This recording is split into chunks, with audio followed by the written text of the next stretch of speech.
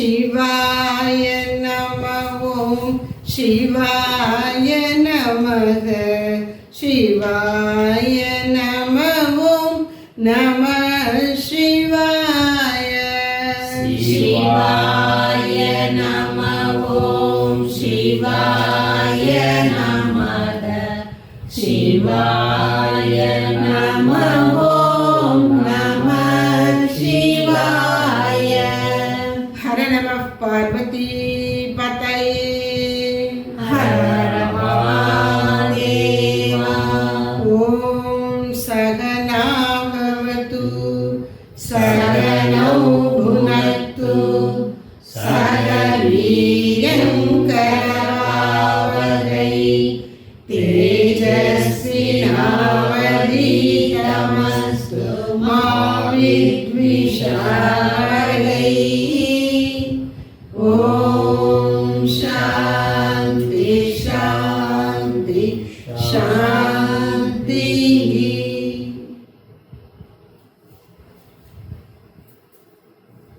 என்னை அருளால் ஸ்ரீ சாதுவோம் சுவாமிகள் இயற்றியுள்ள துறவு 40 என்ற அற்புதமான பாடல் திரட்டுக்கு விளக்கம் பார்த்து வருகின்றோம்.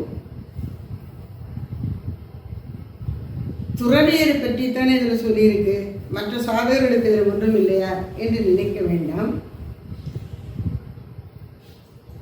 அகந்தையை துறந்து ஆண்டவனுக்கு தன்னை அர்ப்பணிக்க விரும்புகின்ற பக்தி மார்க்கத்தில் செல்கின்றவனுக்கும்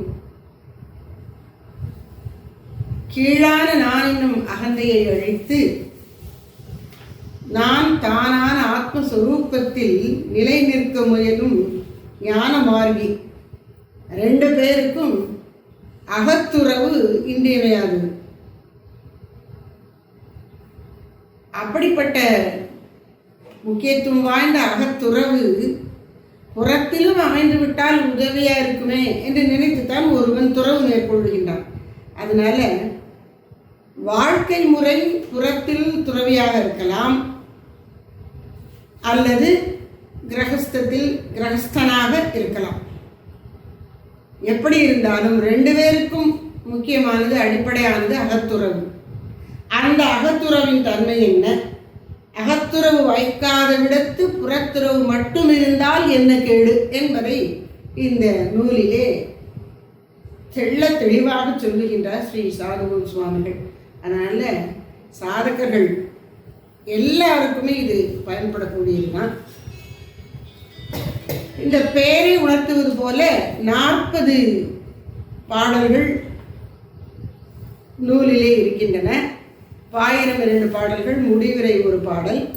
இது போக ஒப்பு உடைய பாடல்களாக 5 பாடல்களை ஏஷனாத்ரயம் மூவாசை என்பதிலிருந்து அதில் குறிப்பாக புகழாசை பற்றி சொல்லுகின்ற புகழாசையின் கேட்டினை உணர்த்துகின்ற பாடல்களை சுட்டிக்காட்டினார். அதெல்லாம் பார்த்து முடிச்சிருக்கோம். நாங்கள் இப்போ நம்ம பார்க்க வேண்டியது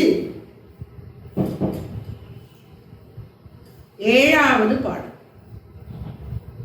இந்த நூலில் 6 பாடல்களுக்கும் இதற்கு ஒப்பாக உள்ள 5 பாடல்களுக்கும் விளக்கம் பார்த்திருக்கின்றோம். இப்பொழுது 7வது பாடலுக்கு விளக்கம் காண வேண்டும். அதற்கு முன்னால் இந்த நூலின் அமைப்பு பற்றி சில வார்த்தைகள் சொல்ல விரும்புகின்றேன். அதாவது ஒரு கருத்தை, விஷயத்தை எடுத்து சொல்லும்போது அதனுடைய சிறப்பு என்ன என்று உடன்பாட்டு முறையிலே சொல்லிக்கொண்டு செல்வது ஒரு வகை. அந்த உண்மையான நோக்கம் நிறைவேறாத விடத்தை அது எப்படியெல்லாம் மலினப்பட்டு கீழானதாகிவிடும் என்று எதிர்மறையாக சுட்டிக்காட்டி நமக்கு எச்சரிக்கை செய்வது இன்னொரு வலுவான முறை. இந்த 2 முறைகளையும் மாற்றி மாற்றி கடைபிடிக்கின்றார் இந்த நூலிலே, துறவு 40 என்ற நூலிலே.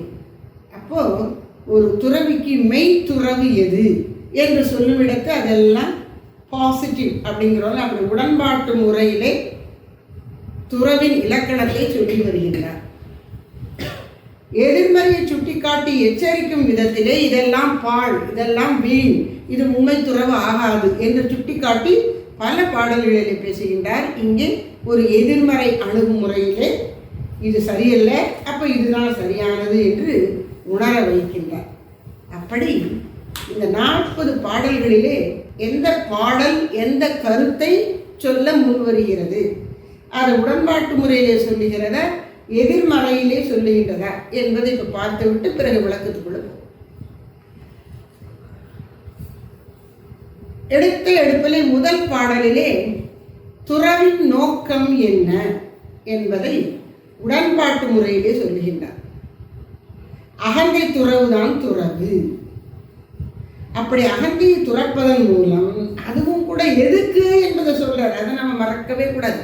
வெறுமனே அகந்தை துறவுங்கிற வார்த்தையை மட்டும் பிடிச்சிட்டு இருக்க கூடாது. அகந்தையை துறந்துட்டு அப்புறம் என்ன செய்ய போற அப்படின்னா, உன்னுடைய உண்மை இயல்பாகிய எல்லையில்லா பேரானந்தத்திலே இருக்க விழுகிறார். அதற்கு தான் துறவு. அது ரொம்ப முக்கியம். அப்ப துறவின் நோக்கம் என்ன? அகந்தை துறவும் அதன் வாயிலாக சச்சி சுகஸ்வரூபமாய் தான் இருப்பதை உணர்ந்து தானாக தொடர்ந்து அப்படியே இருப்பதற்கும் தான் துறவு மேற்கொள்கிறான் என்று துறவின் இலக்கணத்தை தெள்ள தெளிவாக முதல் பாடலிலே சொல்லிவிடுகின்றார். இது உடன்பாட்டு முறையில் சொல்லுவது. 2வது 3வது பாடல்களிலே அகந்தை துறவின் அவசியத்தை மேலும் வலியுறுத்துகின்றார். உடன்பாட்டு முறை 2, 3 1, 2, 3. இந்த 3வது பாடலை சொல்லும் பொழுதுதான் ஒப்புள்ள பாடல்களாக மூவாசை, குறிப்பாக புகழாசையின் கேடு பற்றி எடுத்து சொல்லுகின்றார். அப்புறம் இந்த அகந்தை துறவு முக்கியமான நோக்கமாக இருக்கும் பொழுது அந்த அகந்தை துறவு இல்லாத ஒரு துறவி எப்படி நோக்கத்தையே தோற்கடித்து விடுகிறான், அவனுடைய வேஷபூஷணங்கள் எல்லாம் வெறும் வெளி வேஷமாகவே நின்று விடுகின்றன என்பதை 4வது பாடலிலே சொல்லுகின்றார். அகந்தை துறவு இல்லாத விடத்து காஷாயம் முதலான வேஷபூஷணங்கள் பயனற்றவை என்று எதிர்மறையிலே நெத்தி அடி அப்படிங்கிறாங்கல்ல, அப்படி அடிச்ச மாதிரி சொல்றார். எதிர்மறையில இது கூடாது என்று சுட்டி காட்டுகின்றார். அப்புறம் அகந்தை துறவு முக்கியமாக இருப்பதனால அகந்தையை விடாமல் பிடித்துக் கொண்டிருக்கின்ற துறவி எத்தகைய கேடு செய்கின்றான் என்பதை நான் துறவி என்னும் செருக்கினால் வரும் கேட்டினை 5, 6, 24, 27 பாடல்களிலே தெளிவாக சுட்டிக்காட்டுகின்றார். நாம் துறவி என்பதை வைத்தே ஒரு அகந்தையை வளர்த்துக் கொள்ளுகின்றான். அது எவ்வளவு கேடு! அகந்தையை விடுவதற்காகத்தான் துறவு, இவனோ துறவை வைத்துக்கொண்டு அகந்தையை வளர்க்கின்றான், பரிதாபம் என்று சுட்டி காட்டுகின்றார். இங்கே ஒப்புள்ள குருவாச்சக பாடலை ஸ்ரீ ரமண பகவானுடைய உபதேசத்தை எடுத்து காட்டுகின்றார். அப்புறம் துறவனுடைய அம்சத்துல ஒன்று பரிப்ராஜக வாழ்க்கை. ஊராக அலைதல், ஓரிடத்தில் தங்காமல் பல இடங்களுக்கு அலைந்து சென்று கொண்டே இருப்பது. அப்படி பரிப்ராஜக வாழ்க்கை மேற்கொள்வதின் நோக்கம் என்ன, அது எப்படி மெய்த்துறவு ஆகும், அந்த நோக்கத்தை நிறைவேற்றாவிட்டால் எப்படி துறவு அங்கே பொய்யாகிவிடும் என்பதை பரிப்ராஜக வாழ்வின் நோக்கம் புகழாசையை விடுதலும் இறைவனை சார்ந்திருத்தலுமே என்று உடன்பாட்டு முறையிலே வலியுறுத்துகின்றார். அதற்கு நிறைய பாடல்களை ஒதுக்குகிறார். 7, 8, 9, 10, 13, 14. இந்த பாடல்களிலே 7லும் 8லும் 13லும் உடன்பாட்டு முறையில் அழுத்தமாக சொல்லுகின்றார். 9, 10, 14 எதிர்மறை முறையிலே புகழாசையை விடாவிட்டால், இறைவனை சார்ந்திருக்காவிட்டால் என்ன கேடு என்பதை சுட்டிக்காட்டுகின்றார். அப்புறம் பிக்ஷாவிருத்தி. பிக்ஷாவிருத்தி அப்படின்னா பிச்சை ஏற்று உண்ணுதல். துறவி வீட்டை விட்டு வந்துட்டான், அவன் எப்படி சாப்பிடுவான்? அப்போ இல்லறத்தில் இருப்பவரிடம் சென்று பிக்ஷை ஏற்று உணவு உண்ண வேண்டும். அப்படி பிக்ஷாவிருத்தி பண்ணுவது எப்படி துறவுக்கு ஏற்றது, என்ன மனப்பான்மையில் அது செய்யணும் என்பதை சொல்றார். அதாவது துறவினுடைய எல்லா அம்சங்களையும் அலசி ஆராய்ந்து அது சரியா செஞ்சா எப்படி அது நல்லது, சரியா செய்யலைன்னா என்ன கேடு என்பதை அப்படி படம் பிடித்து காட்டுகிறார். அதனால் பிக்ஷாவிருத்தி எப்படி ஒருவனுக்கு துறவிக்கு உதவி செய்யும் என்பதை 11, 12 பாடல்களிலே காட்டுகின்றார். இந்த பக்குவம் இல்லாதவனின் துறவி வேடம் மக்களை மயக்கும், மக்களை ஏமாற்றும், அவன் தன்னைத்தானே ஏமாற்றிக் கொள்கின்றான் என்கிற கருத்தை மீண்டும் 15, 16 ஏற்கனவே சொன்னார் இல்லையா. அதாவது துறவு வேடம் அல்ல, 4வது பாடல் காஷாயம் முதலான வேஷபூஷணங்கள் அகந்தை துறவு இல்லாத விடத்து பயனற்றவைன்னு சொன்னார். அதே மாதிரி இங்கே என்ன சொல்றார், பக்குவம் இல்லைன்னு, அகப்பக்குவம் இல்லை என்றால் வேடத்தில் மட்டும் துறவு பூண்டிருப்பது தன்னையும் ஏமாற்றிக்கொண்டு உலகையும் ஏமாற்றுவதாக முடியும் என்று எச்சரிக்கின்றார் 15, 16 பாடல்களை. அப்புறம் துறவி சேவையில் ஈடுபட வேண்டும் என்று துறவிக்கே ஒரு புது இலக்கணம் வகுத்திருக்கிறார் சுவாமி விவேகானந்தர். அதனால ராமகிருஷ்ண இயக்கத்தில் துறவி சேவையில் ஈடுபட வேண்டும் என்கிற புதிய வாழ்க்கை முறை, துறவின் லட்சியத்தை அவர் மாற்றல, துறவினால என்ன பயன் என்பதையெல்லாம் அவர் மாற்றவே இல்லை. அதை முதல்ல சொல்லிட்டார், ஆத்மனோ மோட்சார்த்தம் ஜெகத்திதாயச்ச, உலக நலனுக்காகவும் நீ துறவு மேற்கொள் என்று இக்கால சூழலுக்கு ஏற்ப துறவி ஒருவன் மக்கள் சேவையில் மகேஸ்வர பூஜையாக நினைத்து ஈடுபட வேண்டும் என்று வைத்திருக்கின்றார். அது சரியா செயலையில என்ன கேடு என்பதை சொல்கிறார். துறவியும் சேவையும் இந்த தலைப்பிலே 4 பாடல்கள் 17, 18, 19, 20 உடன்பாட்டு முறையிலே துறவி எப்படி சேவையில் ஈடுபட வேண்டும், எத்தகைய சேவையில் ஈடுபடக்கூடாது, அவன் மனப்பான்மை எப்படி இருக்க வேண்டும் என்று அழுத்தம் திருத்தமாக எடுத்து சொல்லுகின்றார். துறவியும் சேவையும். அப்புறம் இந்த சேவையில் இன்னொரு முக்கியமான ஒரு அம்சம், அதாவது சேவைன்னு சொன்ன ஒரு நெருக்கடி காலங்களில் வெள்ளம், பஞ்சம் போன்ற கொடுமைகள் வரும்போது நிவாரண பணியில் ஈடுபடுவது, மருத்துவ சேவை, கல்வி சேவை, இப்படி எல்லாம் இருக்கு.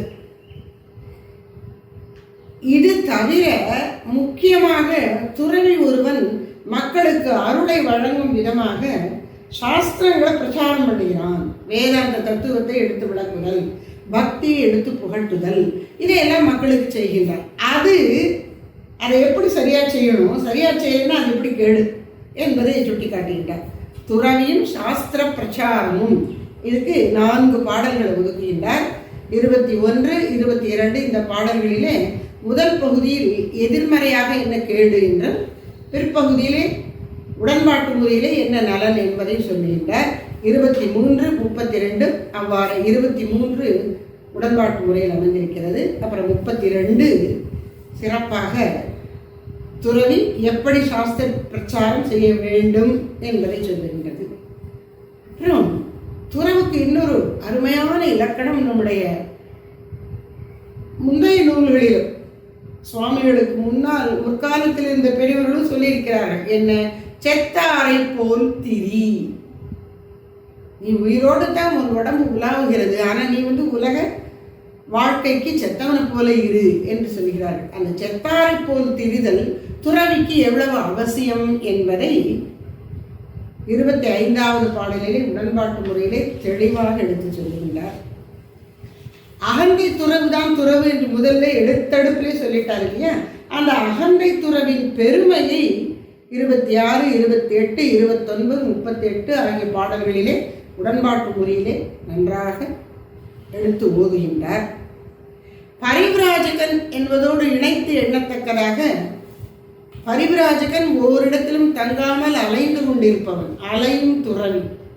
அதற்கு எதிர்மாறான ஒரு வாழ்க்கை முறையும் துறவிக்கு அனுமதிக்கப்பட்டிருக்கிறது. என்ன, குட்டீச்சகன், ஒரு குடிசை கட்டிக்கொண்டு அதில் இருக்கலாம், இருந்து சாதனத்தில் ஈடுபடலாம், அதற்கும் அனுமதி உண்டு. குட்டீச்சகன் அப்படி இருக்கிறதுல எப்போ கேடு நுழையும், மட்டாதிபதி இப்படியெல்லாம் வந்துட்டா அதில் என்ன கேடு வர முடியும் என்பதையும் சுட்டி காட்டுகின்றார் 30, 31, 32 பாடல்களிலே.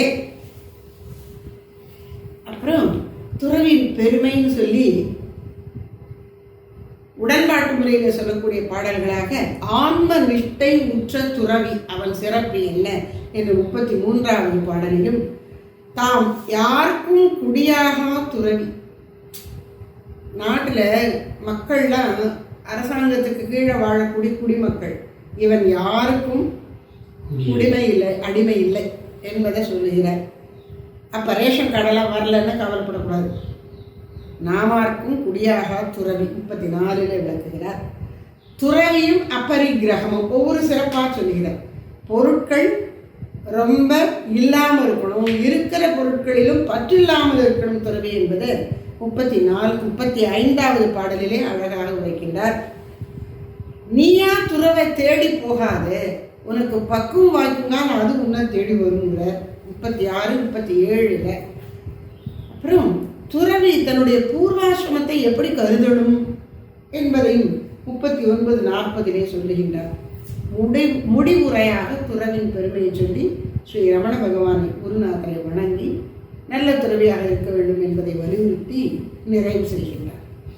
இப்படித்தான் இந்த துறவு 40 என்பது துறவின் சகல அம்சங்களையும் அவ்வவற்றுக்கு ஏற்ற வகையில் எடுத்து சொல்லி நமக்கு இதுதான் உண்மை துறவு என்று எடுத்து இயம்புவதாக அமைந்துள்ளது இந்த பாடல் தொகுப்பு. இதுதான் இதனுடைய திட்டம், இந்த நூலினுடைய திட்டம். பல்வேறு அம்சங்கள் அடங்கப்பெற்ற இந்த நூலின் திட்டம். இப்போ நாம விளக்கத்துக்கு வருவோம். 7வது பாடல். 6வது பாடல்ல என்ன சொன்னார்? நான் துறவி என்று செருக்கு, அகங்காரத்தை விடத்துக்கு தான் துறவு. இவன் என்ன பண்ணிட்டான்? நான் துறவு ஏற்றுக்கொண்டதாலேயே நான் பெருமைக்குரியவன், எல்லோரும் என்னை மதிக்க வேண்டும் என்கின்ற அகந்தை இவனுக்குள் புகுந்து விடுகிறது. இந்த அகந்தைங்கிறது பேய் சொல்லுவாங்கல்ல, பேயை வரட்டுறதுக்கு தான் கடுகு. அந்த கடுகுல வந்துருச்சு, பேயை வரட்டும்பாங்க. இந்த பேயை நினைச்சா கடுகுக்குள்ளே புகுந்துருச்சான். அந்த கதையை அகந்தையை விரட்டுவதற்கு விடுவதற்கு தான் துறவு மேற்கொள்ளுகிறோம். இவன் துறவை வைத்தே அகந்தை கொள்ளுகிறான். நான் என்ன பண்றது? இந்த கேட்டத்தான் 6வது பாடலிலே சொன்னார். குரு ரமணன் சொன்னதாக சொன்னார். என்ன சொன்னார்? துறவியுடைய அகங்காரமும், நான் துறவி என்கின்ற அகங்காரமும், நான் அந்தணன், நான் பிராமணன் என்கின்ற அகங்காரமும் லேசில் போகாதுன்னு. அது மாதிரி குருதேவர் சொல்வார், நான் ஞானி என்கிற அகங்காரமும் லேசில் போகாது. ஆனால் அகங்காரத்தை விடுவது தான் துறவி. நான் உயர்ந்த சன்னியாசி என்ற செருக்கோடு அடைகின்ற அகங்காரிகள் துறவியாக இருக்க முடியாது என்று சொன்னார். இப்போ 7வது பாடலிலே 7 மட்டும் இல்லை, 7, 8, 9, 10, 13, 14 இதில் பரிவிராஜக வாழ்க்கை எப்படி துறவுக்கு உதவ முடியும், அது சரியாக மேற்கொள்ளலைன்னா எப்படி இழிவாகிவிடுங்கிறத சொல்லுகிறார். பரிவிராஜக வாழ்க்கை 7வது பாடல் வாசிக்கின்றேன். நேற்றிருந்த ஊரில் நிலைத்து இராது இன்றைக்குள் வேற்றூரை மேவு என் விதி காணில் போற்றி புகழ்வாரை இச்சிக்கும் புத்தியினால் பற்று மிகும் 6 அதை அகற்றிவிடவே. எதுக்காக ஒரு ஊரில் ரொம்ப நாள் தங்கக்கூடாதுங்கிறாங்க? 3 நாள் மேலே தங்கக்கூடாது ஒரு துறவி ஒரு ஊரில். ஏன் கூட கொஞ்சம் தங்கிட்டீங்கன்னா ஏதோ இந்த ஒரு நல்ல தன்மை இந்த துறவிட்டு இருந்தால் அதை கண்டு 4 பேர் புகழ்ந்து காலில் விழுந்து கூப்பிட்ட உடனே இவனுக்கு அப்படியே அகங்காரம் ஏறிச்சுன்னா அது கெடுதல். அதனால் காலை விட்டு பற்று வந்துடக்கூடாது, ஓடு ஓடு அப்படிங்கிறாங்க. அதனால் நேற்று இருந்த ஊரில் இன்றைக்கு திரும்ப இருக்காது. ஒரு பகல் ஒரு ராத்திரி, மறுபகலில் கொஞ்ச நேரத்துக்குள்ளே நீ கிளம்பிடணும். நிலைத்து இராது, நேற்றுக்கு இருந்த ஊர்லேயே இன்னைக்கு தொடர்ந்து அப்படியே இருந்து விடாமல் இன்றைக்குள், இன்னைக்கு பகலுக்குள்ளே நீ காலி பண்ணிடணும். இன்றைக்குள் வேற்றூரை மேவு, வேற ஒரு ஊரை பார்த்து போயிடு என்று விதித்தல் நோக்கம் என்ன என்பதை காணில் அதை ஆராய்ந்து பார்த்தால் போற்றி புகழ்வாரை இச்சிக்கும் புத்தி. ஒரு இடத்துல கூட கொஞ்சம் தங்கிட்டோம்னா ஒருத்தர் உன்னை போற்றி பாராட்டினால் அது பிடிச்சி போய் அவங்களுக்கு பிடிச்சிடும். எதுக்காக பிடிக்க அவங்க பாராட்டுறாங்க, அதனால பிடிச்சிடும். அந்த ஒரு ஆபத்து இருக்கும் பார்த்தியா, அதை உன் புத்தி பிடித்து கொண்டு விடும். பற்று மிகும், உனக்கு பற்று மிகுந்து அதிகரித்து விடும். அப்போ நீ துறவு ஏற்றுக்கொண்டதனுடைய நோக்கமே நிறைவேறாமல் போய்விடும். அதனால புகழாசையை வளர்த்து விடக்கூடாதுங்கிறதுனால தான் ஒரு இடத்துல நீ தொடர்ந்து இருக்கக்கூடாது. இவர் என்ன சொல்றார்? நேற்றுக்கு இருந்த ஊரில் இன்னைக்கு இருக்கக்கூடாது, காலி வீடுங்கிற. ஒரு பகல் ஒரு இரவுக்கு மேலே ஒரு இடத்துல தங்காதே மறுநாள் பகலுக்குள்ள அடுத்து ஒரு நோக்கி கிளம்பிவிடு. இன்று இரவுக்குள் வேறோர் ஊருக்கு போய்விடு என்று சந்நியாச விதி ஏற்பட்டிருப்பதின் உண்மை என்ன என்று ஆராய்ந்து பார்த்தால், போற்றி புகழ்வாரை இச்சிக்கும் புத்தியினால் பற்று மிகும் ஆறு அகற்றிடவே, அந்த வழி பற்றினை வளர்க்கின்ற அந்த வழியினை அகற்றிவிடவே, விட்டு விடுவதற்காகவே நீ அலைய வேண்டும், ஒரு இடத்துல இருக்கக்கூடாதுன்னு சொல்லியிருக்காங்க. அப்போ நோக்கம் என்ன? புகழாசையை விடணும், பற்றுதலை விடணும், அதுதான் துறவின் நோக்கம். அடுத்த பாடலும் இதே கருத்தை தான் சொல்லுகிறது. இருக்க இடம் உண்டி நமக்கு இன்னொரு வேளைக்கு என்று ஒரு பொழுதும் சேமியாதோன் ஒவ்வொரு பொழுதும் ஆண்டவனை சார்ந்தே அலை பரிவிராஜகத்தால் ஆண்டவன் நம்பிக்கை வளர்வான். பரிவிராஜகத்தில் நீ எப்படி இருக்கணும், அதில் பிரயோஜனம் என்ன? இருக்க இடம் உண்டி நமக்கு இன்னொரு வேளைக்கு என்று ஒரு பொழுதும் சேமியாதோம். பரிவிராஜகன் யாரு? நம்ம இருக்கிறதுக்கு ஒரு இடம் நிலையா வேணும் அப்படின்னு நினைக்காமல், அடுத்த வேளை சாப்பாடு அதுக்கு நம்ம உத்தரவாதம் வரும்படியாக உறுதியாக ஏற்பாடு பண்ணி கொள்வோம் என்று நினைக்காமல் இருக்கிறவன், சேமிக்காதவன் தான் அவன் தான் நல்ல துறவியன். ஒரு பொழுதும் அப்படி இருந்தால் என்ன ஆகும்? ஒவ்வொரு பொழுதும், ஒரு பொழுதும் இல்லை, இப்போ சாப்பாடு கிடைச்சிச்சு அப்படியா, சரி, அடுத்த வேளை சாப்பாடு ஆண்டவா முடிச்சுக்கிட்டேன், அப்புறம் சாப்பாடு உன் திருவருள். ஒவ்வொரு வேளை சாப்பாட்டுக்கும் ஒவ்வொரு ராத்திரியை கழிப்பதற்கும் நீ இடத்தை இறைவனை நம்பியே நீ தேடிக்கொண்டிருந்தால் உனக்கு உள்ளம், அதாவது சுவாமி யதீஸ்வரானந்தர் ஆத்ம சாதனத்தை சொல்லும்போது, துறவினையில் ஆத்ம சாதனத்துக்கே சொல்ற, இறைவனை நம்புவதனுடைய நோக்கம் என்ன தெரியுமா? இந்த வாழ்க்கையை நீ நல்லா ஆராய்ச்சி பண்ணி பார்த்தா அன்சர்டனிட்டி, ஒரு நிச்சயம் இல்லாத தன்மை இருக்கு. அடுத்த நிமிஷம் என்ன நடக்கும் தெரியாது. நாம ஒரு இடத்துல ஒரு கட்டடத்துக்குள்ள பத்திரமா இருக்கோம் அப்படின்னு நினைச்சுக்கிறோம், ஆனால் எங்கே என்ன எந்த நேரம் நடக்கும்னு நமக்கு தெரியாது. அப்படிப்பட்ட ஒரு நிச்சயமில்லாத தன்மையுடைய இந்த உலக வாழ்க்கையில் என்ன செய்யணும்? நீ ஒவ்வொரு கணமும் இறைவனை சார்ந்து இருக்கணும். இந்த நிச்சயமில்லாத தன்மையை போக்கி எல்லாம் பத்திரமா இருக்குங்கிற உணர்வை பெறணுங்கிறது கிரகஸ்தனோட நோக்கு. நீ அப்படி பத்திரமா இருக்கணும்னு நினைக்காத. நிச்சயமில்லாத தன்மை தான் வாழ்க்கை, அதை நான் ஏற்றுக்கொள்கிறேன்னு தைரியமா இருக்கு. அதுதான் சன்னியாசிக்கு லட்சணம். சன்னியாசிக்கு மட்டுமல்ல, ஆத்மசாதகர்கள் எல்லாரும் அப்படித்தான். இந்த உலக வாழ்க்கையினுடைய நிச்சயமற்ற தன்மையை ஏற்றுக்கொண்டு அதுக்கு மாற்றாக தன்னிடம் என்ன மனப்பான்மை வளர்க்கணும்? ஏன்னா வாழ்க்கையில நமக்கு ஒரு பத்திரமா இருக்கு எல்லாம் அப்படிங்கிற அந்த செக்யூரிட்டி, எப்படிமோ சென்ஸ் ஆஃப் செக்யூரிட்டி, ஒரு பாதுகாப்பு உணர்வு. அந்த பாதுகாப்பு உணர்வை தேடாதேங்கிறார். பாதுகாப்பை தருவது சூழல் அல்ல, பிற மக்கள் அல்ல, பின்ன யாருன்னா பகவான். எப்படிப்பட்ட எதிர்மறை சூழலிலும் இறைவனின் அருள் என்னை காக்கிறது என்கிற உணர்வோடு அச்சம் கொள்ளாமல், ஆவலுறாமல், அமைதியாக, உறுதியாக ஆண்டவனை பற்றி இரு. இது துறவி இல்லாத சாதகனுக்கு கூட இதான் நோக்கங்கிறார் சுவாமி யதீஸ்வரானந்தர். அன்சர்டனிட்டி, நிச்சயமில்லாத தன்மை, அதில் நீ கலங்கி விடாதேங்கிற. அது மாதிரி பரிவிராஜக வாழ்க்கையை மேற்கொள்வதின் நோக்கம் அடுத்த வேளை சாப்பாடு எங்கே இருந்து வரும், எப்படி வரும், எவ்வளவு வரும், எப்படி இருக்கும் என்று தெரியாத விடத்தும் ஆண்டவனை சார்ந்திருந்து ஒவ்வொரு வேளைக்கும் ஆண்டவனை சார்ந்திருந்து அவன் போத கழிக்கிறான். அதுதான் துறவிக்கு கிடைக்கிற பெரிய லாபம். பரிவிராஜக வாழ்க்கையில் ஆண்டவனை சார்ந்திருக்க பழகி கொண்டு விடுகின்றோம். அப்போ நாம என்ன செய்யணும்? குடிச்சக்கர்களாக ஒரு கட்டடத்துக்குள்ள வசிக்கின்ற நாம், இந்த கட்டடம் நமக்கு பாதுகாப்பல்ல, இறைவருடைய நமக்கு பாதுகாப்பு என்று உணர வேண்டும். பாதுகாப்பு எது? இறைவனுடைய திருவருள். அங்கிங்கெனாதபடி எங்கும் பிரகாசமாய் ஆனந்த பூர்த்தியாகி அருள் என நிறைந்திருக்கும் என் தாயே, நீ இல்லாத இடமோ சூழலோ இல்லை. எனவே உன் அருள் பாதுகாப்பை உணர்ந்து ஆசையற்று, சினமற்று, அச்சமற்று, கவலையற்று, அமைதியாக, ஆனந்தமாக இருப்பேனாக என்று நாம் இருக்கிற இடத்துல, குட்டிச்சக்கரலாக இருந்தால் இருக்கிற இடத்துல, பரிவிராஜகளாக இருந்தால் அலையும் போது எங்கே எந்த நிமிஷத்தில் இருக்கோமோ அந்த இடத்துல இருக்கணும்.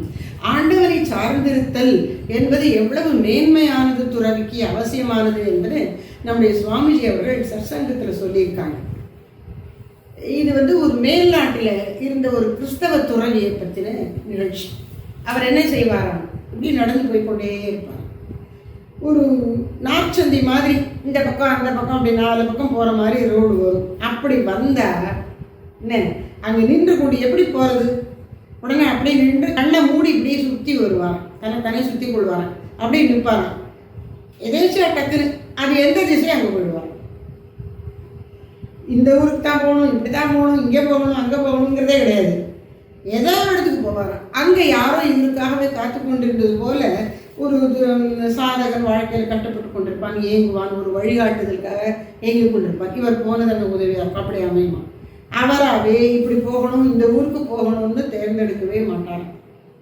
குறிப்பாக சாலை பிரியும் போது. அப்போ எவ்வளோ ஒரு பரிவிராஜக, உண்மையான பரிவிராஜக தன்மை அவர்கிட்ட இருக்கு அப்படின்னு. அதனால ஆண்டவனை சார்ந்தே அலை பரிவிராஜகத்தால் ஆண்டவன் நம்பிக்கை வளர்வு. ஆண்டவன் நம்பிக்கை வளர்வதுதான் இந்த பரிவிராஜக வாழ்க்கையின் பயன். ஒரு பரிவிராஜக சன்னியாசி நாளைக்கு தனக்கு இருக்க ஓரிடமும் ஒருவேளை உணவும் கிடைக்கட்டும் என்று ஒரு பொழுதும் எதுவும் சேமித்து வைக்காதவனாய் ஒவ்வொரு நாளும் தன் யோக க்ஷேமங்களுக்கு ஆண்டவனையே சார்ந்து அலைந்து கொண்டிருப்பதால் அவனுக்கு மக்கள் யாரிடமும் இல்லாமல் ஆண்டவனிடம் மட்டுமே நம்பிக்கை வளர்ந்து வரும். இதுதான் பரிவிராஜக வாழ்க்கையின் பயன். மேல் நாட்டில் அமெரிக்காவில் ஒரு அம்மா, இத்தனைக்கு அவங்க நம்மள மாதிரி துறவுன்னு காஷாயம் கட்டிக்கலை. அந்த நாட்டில் அந்த சம்பிரதாயம் இல்லாததுனால. ஆனால் அப்படி ஒரு பரிவிராஜக துறவியாக அவங்க இருந்திருக்காங்க. அவங்கள்ட்ட உங்கள் பேர் என்னன்னு யாரும் கேட்டால் சொல்லவே மாட்டாங்க. என் பேர் பீஸ் அப்படின்ட்டுவாங்க. சாந்தி, என் பேர் சாந்தி, அமைதி, எல்லாரும் அமைதியாக இருக்கணும்னு நான் விரும்புகிறேன், வேறு பேரே சொல்ல மாட்டேன். அவங்களும் இப்படி நான் போய்கிட்டே இருப்பாங்க. அவங்க அந்த நாட்டுக்கு ஏற்ற மாதிரி பேண்ட் ஷர்ட் மாதிரி போட்டிருப்பாங்க. அதில் அவங்களாவே என்ன பண்ணிக்கிட்டாங்க, ஷர்ட்டில் நுனியில் அப்படி ஒரு பட்டை மாதிரி கூத்து தச்சுக்கிட்டாங்க. அதில் பேஸ்ட் ப்ரஷ்ஷு, இந்த மாதிரி ரொம்ப அடிப்படை, இது இல்லாமல் முடியாதுங்கிற ஒரு 2-3 விஷயங்கள் அப்படி வச்சுக்கிட்டாங்க. போய்கிட்டே இருப்பாங்க, வேறு ஒன்றும் இருக்காது அவங்கள்ட்ட. இது ஒரு சுத்தமாக வாழறதுக்கு இது வேணுங்களா, அந்த மாதிரி ஒரு மினிமத்தை மட்டும் அந்த சட்டையிலேயே, சட்டை பையன் இல்லாமல் ஒரு பெல்ட் மாதிரி கட்டிக்கிட்டு அதில் வச்சுக்கிட்டாங்க. அவ்வளோதான் அவங்க உடமை. அப்படி அவங்க ஓட்டுக்கு 2 கை மிதிச்சு நடந்துக்கிட்டு போய்கிட்டே இருப்பாங்க. ஒவ்வொரு இடத்துலையும் என்ன வருதோ அதை சந்திச்சு கடைசியில் அவங்களுக்கு என்னாச்சு, எல்லா ஊர்கள்லையும் அப்படி பக்தர் குழாம் அமைஞ்சு எல்லாருக்கும் அவங்க அப்படி உபதேசம் பண்ணி நல்ல குருவாகவும் இருந்தாங்க. அப்படி அந்த அம்மா அந்த பீஸ்ஃபுல் கிரீன் அப்படின்னா அமைதிக்காக யாத்திரை செய்கிறவர். அந்த பரிவிராஜருங்கிற பேர் இல்லையே ஒழிய சுத்தமான பரிவிராஜக சன்னியாசியாக அந்த அம்மா வாழ்ந்திருக்காங்க. முழுக்க முழுக்க ஆண்டவரை சார்ந்திருக்கின்றார்கள். அருமையான வாழ்க்கை. அப்போ எல்லா இடத்திலும் மெய்யடியார்கள் இருப்பார்கள். சரி, அப்போ இப்போ 9வது பாடல். இதில் பரிவிராஜக வாழ்க்கையின் நோக்கம் நிறைவேறாமல் இருந்தால் அது எப்படி இருக்குங்கிறத எதிர்மறையில் எடுத்து சொல்கிறார். இவ்வாறு உணராமல், எவ்வாறு உணராமல், ஒவ்வொரு வேளைக்கும் இருப்பதற்கும் உண்பதற்கும் இறைவனை சார்ந்திருக்காமல், இல்லறத்தால் என்னை செவ்வே காக்க கடமை சேர்வர். நான் வீட்டை திறந்து வந்திருக்கேன், ஒரு துறவியா இருக்கேன், இல்லறத்தானின் கடமை என்ன? வள்ளுவர் என்ன சொல்ற? இல்வாழ்வான் என்பான் ஏழ்படை மூவருக்கும் நல்லாற்றின் நீண்ட துணை. இல்லறத்தான் மொத்த 3 பேரையும் காப்பாற்றணும். பிரம்மச்சாரி, வானப்பிரஸ்தன், சன்னியாசி 3 பேரையும் காப்பாற்றுறது தானே அவன் கடமை. ஒழுங்க ஜோறு போட்டா இல்லையா, எதுக்கு நீ இப்படி இருக்கு இல்லறத்தான்னு என்று ஒருத்தன் சண்டைக்கு போனான்னா அவன் என்ன சன்னியாசி? இவ்வாறு உணராமல் ஒவ்வொரு வேளை உணவும் மற்ற தேவைகளும் இறைவனே அனுப்புகிறார் என்று உணராமல், இல்லறத்தார் என்னை செவ்வே, நல்லா அது சும்மா இல்லை, எனத்தையும் கொடுத்தாலும் வராது, நல்லா கொடுக்கணுமா, செவ்வே காக்க கடமை சேர்வர், அவங்களுக்கு அது கடமையாக்கும் என்று ஒவ்வொரு கால் எண்ணுமானாயின். அப்பப்போ அவனுக்கு தோணினாலே கிடைக்கலையே அப்படின்னுட்டு அவன் என்னது இல்லறத்தாருக்கு இது கூட செய்யறது என்னது அப்படின்னு எப்பயாவது நினைச்சா கூட எண்ணுவானாயின் இவன் துறவுக்கே தகுதி நண்ணுவான் இல்லை. துறவு வாழ்க்கையினுடைய தகுதியை விரும்பி ஏற்கலையான் இவன். அதை விரும்பி ஏற்றுக்கொண்டிருந்தால் இப்படி இவர்கள் மறக்கிறது மூலம் எனக்கு இறைவனை சார்ந்திருக்க பழக்குகிறார்கள், இவர்களுக்கு நன்றியும் போகணும். நிவேதிதை டைரியில் எழுதுகிறாங்க. அவங்கள்ட்ட இருக்கிற கொஞ்சம் பணத்தில் கஷ்டப்படுறவங்களுக்கு உதவுறாங்க. ஒரு நாளைக்கு ஒரு சில பிச்சைக்காரங்களுக்கு தானம் கொடுத்துருக்காங்க. அதை கணக்கில் எழுதும்போது எப்படி எழுதுகிறாங்க, அவங்க கணக்கு எழுதலை, கடவுளை நினச்சிருக்காங்கிறது. கடவுளை நம்புவதற்கு எனக்கு பழகிய சகோதரர்களுக்கு கொடுத்தது. ரிக்ஷப்பட்டது எப்படி எழுதுறாங்க, கடவுளை நம்பி இருப்பதற்கு எனக்கு பழக்கி கொடுத்த சகோதரர்களுக்கு கொடுத்தது அப்படின்னு அந்த அவர்கள் கொடுத்த தானத்தை எழுதுறாங்க. ஏன்னா அவர்கள் எல்லாம் அவர்களை பார்த்தாலே தெரியுது, யாராவது கொடுத்தாதான் சாப்பாடு உண்டுன்னு இருக்காங்க அந்த பிச்சைக்காரர்கள். அப்போ அவர்களை பார்த்த உடனே இவர்களுக்கெல்லாம் வருதே சாப்பாடு, அப்போ எனக்கு வேணுங்கிறது கடவுளை அனுப்புவார் என்கிற எண்ணம் இந்த அம்மாவுக்கு வருது. அந்த எண்ணத்தை கொடுத்த இவங்களுக்கு நன்றியோடு அந்த காசை கொடுத்துருக்காங்க பாரு. அப்படி ஒவ்வொரு கால் எண்ணுமானாயின் இவன் துறவுக்கே தகுதி நண்ணுவான் இல்லை. நீ சாப்பாட்டை தேடி போனீங்கன்னா துறவுக்கு தகுதியை தேடி போகவில்லையப்பா. சாப்பாடு என்ன வருதோ வரட்டும், வரும்போது வருகிறபடி ஏற்றுக்கொள். அது இப்படி இருக்கணும் அப்படி இருக்கணும்னு கண்டிஷன் போடாத. போட்டீங்கன்னா நீ துறவுக்கான தகுதி எது என்று அதை தேடவில்லை, சாப்பாட்டை தான் தேடுற என்று சொல்லுகிறார். இவ்வாறு பரிவிராஜக சந்நியாசத்தால் எல்லாவற்றிற்கும் கடவுளையே சார்ந்து நிற்கும் பண்பு தன்னுள் பெருக வேண்டும் என்று உணர்ந்து கொள்ளாமல், நான் சன்னியாசியாகையால் இல்லறத்தார் என்னை எப்போதும் சரியாக உபச்சாரம் செய்து காப்பாற்ற கடமைப்பட்டவர்கள் என்று ஒரு சமயமாவது என்ன சொல்ற, ஒவ்வொரு காலம் ஒவ்வொரு தடவையும் இல்லை, எப்பயாவது ஒரு தடவை நினைச்சாலும் அது தப்பு. ஒவ்வொரு கால் ஒரு சமயமாவது ஒருவன் நினைப்பானாயின் அப்படி நினைப்பவன் துறவரத்திற்கே தகுதியற்றவன் என்று கண்டுகொள்ளுக. எவ்வளவு ஒரு உயர்ந்த இலக்கு பார்த்தீங்களா, துறவு வாழ்க்கையின் இலக்கு மிக உயர்ந்ததாக வைத்திருக்கின்றார். பரிவிராஜக வாழ்க்கையின் நோக்கத்தை மீண்டும் அழுத்த நிறுத்தமாக சொல்லுகிறார். ஆண்டவனை சார்ந்து நிற்கும் அபியாசம் வலுக்க வேண்டியே இப்பரிவிராஜகன்தான் பூண்டது அன்றி இல்லறத்தாரை எதிர்பார்ப்போன் ஆண்டவனை அல்ல விசுவசிப்பவன். அதே கருத்தை வேற மாதிரி சொல்ற. ஆண்டவனை சார்ந்து நிற்கும் அபியாசம், உன்னுடைய பயிற்சி எப்படி இருக்கணும் துறவியே, நீ ஒவ்வொரு நிமிஷமும் இறைவனைத்தான் சார்ந்து இருக்க வேண்டும். அதுதான் உனக்குரிய சரியான பயிற்சி. அந்த பயிற்சி அபியாசத்தை பெறுவதற்காகத்தான் பரிவிராஜக வாழ்க்கை. இப்போ அப்படி அதற்காகவே நீ பரிவிராஜக வாழ்க்கை பூண்டிருக்கின்றாய். அது அன்றி அது இல்லாமல் இல்லறத்தாரை எதிர்பார்ப்போம்.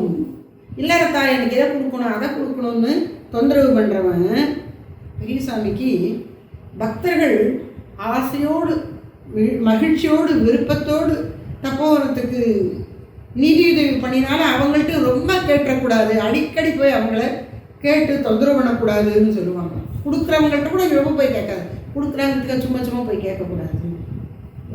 ஸ்தாபனத்துக்கு டொனேஷன் நன்கொடை கொடுக்குறாருன்னே கூட போய் எடுக்கிறதாலும் அவங்கள எச்சரிக்கிறது, அப்படி செய்யக்கூடாது அப்படிம்பாங்க சாமி. இல்லறத்தாரை எதிர்பார்ப்போன் ஆண்டவனை எல்லாம் விசுவசிப்பவன். அப்ப யாரை விசுவசிக்கிறான்? அந்த உதவுகிற இல்லறத்தானே. எவ்வளவு கீழே இறங்கி வந்துட்டான். இதுக்கு பேசாம அவனே இல்லறத்துல இருந்து சம்பாதிச்சாட்ட ஒரு தற்சார்பாவது இருந்திருக்கும். அவனைத்தானே சார்ந்திருக்கான். நீ ஆண்டவனில் சார்ந்திருக்கணும். விசுவசிப்பது ஆண்டவனை அல்ல இல்லறத்தானே. அப்படி ஒரு இழிநிலைக்கு போய்விடாதே என்று எச்சரிக்கின்றார் இந்த 10வது பாடலில். இத்தோடு இன்றைய விளக்கத்தை நாம் பூர்த்தி செய்து கொள்வோம். தொடர்ந்து